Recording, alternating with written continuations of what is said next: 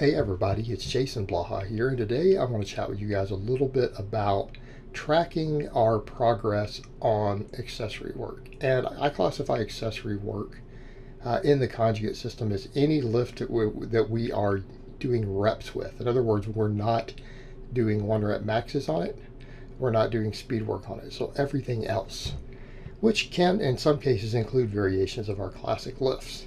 And one of the things that I tell everyone is that we need to frequently rotate these movements, right? We need to be doing different forms of presses. We might have 5 or 6 different chest presses that we do, right? Maybe doing 2 of them every week, and maybe have 6 different chest presses that we do. Different forms of rows, different pull-up variations, chin-up variations, one-legged squats, good mornings, RDLs, all these things, right? Well, the issue we run into is that if we're rotating these relatively frequently, or rotating them every time that they stall in order to make continual progress, as well as to reduce overuse injuries, it can be hard to know if you're making progress. And I'll have people who ask that, like, well, if we're changing these, how do we know we're progressing? Because if you keep track of them. And one of the simple solutions is the fact that I program mostly 10s. I like 10s. I tend to program 10s for clients. I use mostly 10s. Is that we only then have one real rep range that we have to track for most of this stuff. And again, people say, well, why not mix rep ranges? I don't really believe there are true benefits to it. Any benefit that you get from rotating rep ranges, you could get by just rotating exercises. And if we pick rep ranges that we don't get beat up with, it's just, again, 10 rep sets don't tend to beat us up. And they also don't create sometimes the deep fatigue from ultra high reps, that we get all the hypertrophy that we want out of it. We don't need to change rep ranges to maximize hypertrophy. That's just one hypothesis that exists, that there could be different benefits to different rep ranges. I question that. There's no evidence of that. And again, I think any benefits that we could get from doing so could be done by just changing lifts, changing exercises, and doing multiple exercises will give you everything that you need from that. So if we're doing 10s, if our supplemental work is 10 rep sets for the most part, guess what? We only have to track what we can do for 10 reps.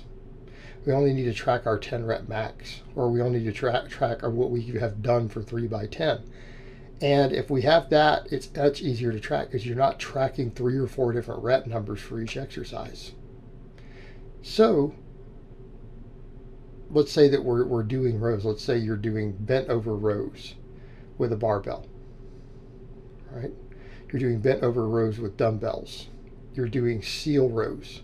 You're doing chest supported dumbbell rows. All right, so let's say you have just these 4 different rows that you're tracking, and you're doing 2 of them at any given time.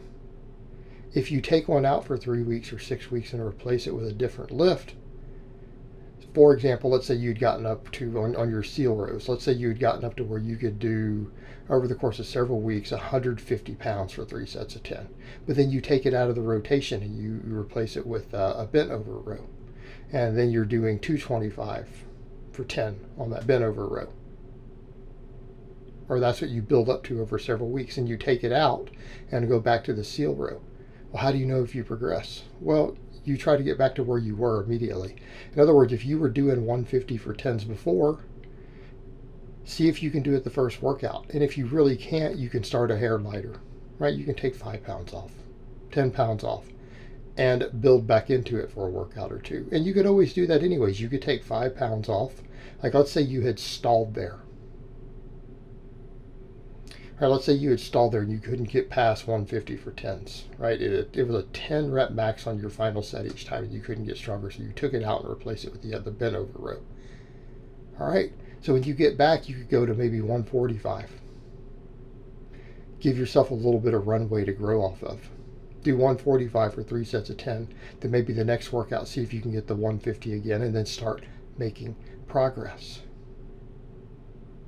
Right, see if you can micro-load it up, do 2.5 pound jumps, whatever you need to do with fractional plates. All right, but you try to progress on it. And if you wrote down what your best 10 rep sets are on each exercise. You can track it on a spreadsheet, an app, whatever you need to do, pencil and paper. I like spreadsheets. So you track it on a spreadsheet. When you come back to it, you know where you were. And if you do this with all of your supplemental lifts, you can always ensure that you're getting progressive overload, right? Because that's, again, something that comes up. Well, how do we know that we're getting progressive overload? How do we know we're getting bigger? Well, you track them in this way. And even if you rotate them, let's say you only do any one of these lifts for 3 weeks at a time.